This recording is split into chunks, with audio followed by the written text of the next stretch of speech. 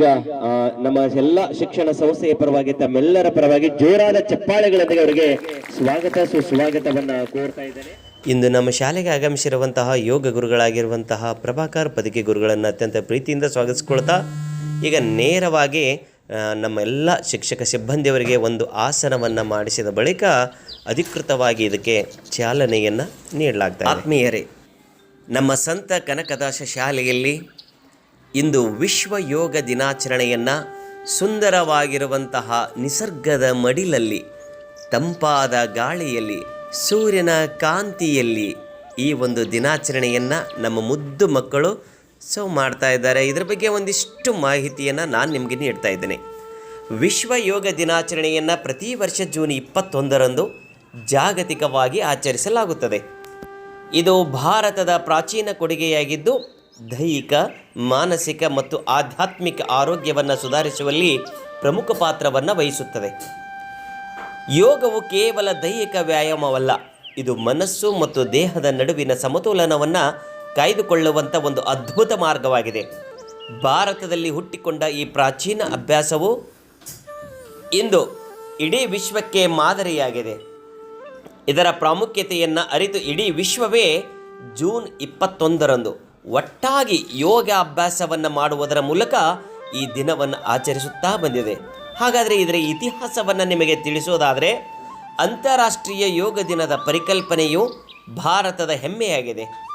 ಭಾರತದ ಪ್ರಧಾನಮಂತ್ರಿಗಳಾಗಿರುವಂತಹ ಸನ್ಮಾನ್ಯ ಶ್ರೀ ನರೇಂದ್ರ ಮೋದಿಜಿಯವರು 2014ರಲ್ಲಿ ವಿಶ್ವಸಂಸ್ಥೆಯ ಸಾಮಾನ್ಯ ಸಭೆಯಲ್ಲಿ ಯೋಗ ದಿನಾಚರಣೆ ಕುರಿತು ಪ್ರಸ್ತಾಪವನ್ನು ಮಂಡಿಸಿದರು.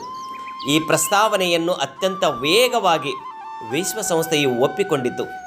ಅದರಂತೆ ಮೊದಲ ಬಾರಿಗೆ 2015ರ ಜೂನ್ 21ರಂದು ಪ್ರಪಂಚದಾದ್ಯಂತ ಮೊದಲ ವಿಶ್ವ ಯೋಗ ದಿನವನ್ನು ಆಚರಿಸಲಾಯಿತು. ಹಾಗಾದರೆ ಇದೇ ಜೂನ್ 21ರಂದೇ ಯಾಕೆ ಯೋಗವನ್ನು ಮಾಡುತ್ತಾರೆ?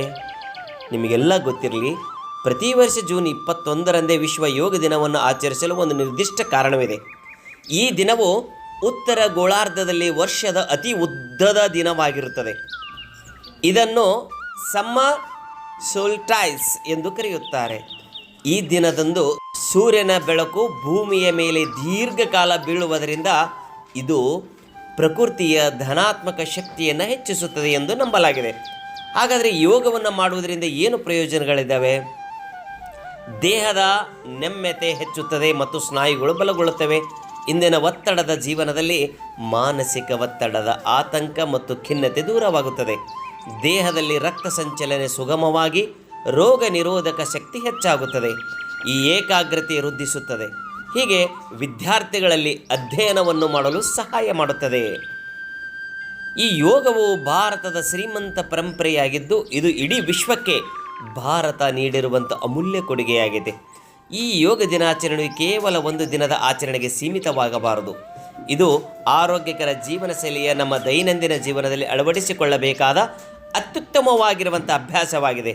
ಬನ್ನಿ, ಹಾಗಾದರೆ ನಮ್ಮ ಸಂತ ಕನಕದ ಶಾಲೆಯಲ್ಲಿ ಯೋಗ ಗುರುಗಳಾಗಿರುವಂತಹ ಶ್ರೀ ಪ್ರಭಾಕರ್ ಪದಕಿಯವರು, ಹಾಗೆ ನಮ್ಮ ಶಾಲೆಯ ಎಲ್ಲ ಶಿಕ್ಷಕ ಸಿಬ್ಬಂದಿ ವರ್ಗದವರು, ನಮ್ಮ ಮುದ್ದು ಮಕ್ಕಳು ಈ ಯೋಗ ದಿನಾಚರಣೆಯಲ್ಲಿ ಪಾಲ್ಗೊಂಡು ಅತ್ಯಂತ ಖುಷಿಯಾಗಿ ಈ ಯೋಗ ದಿನಾಚರಣೆಯನ್ನು ಆಚರಿಸುತ್ತಿದ್ದಾರೆ.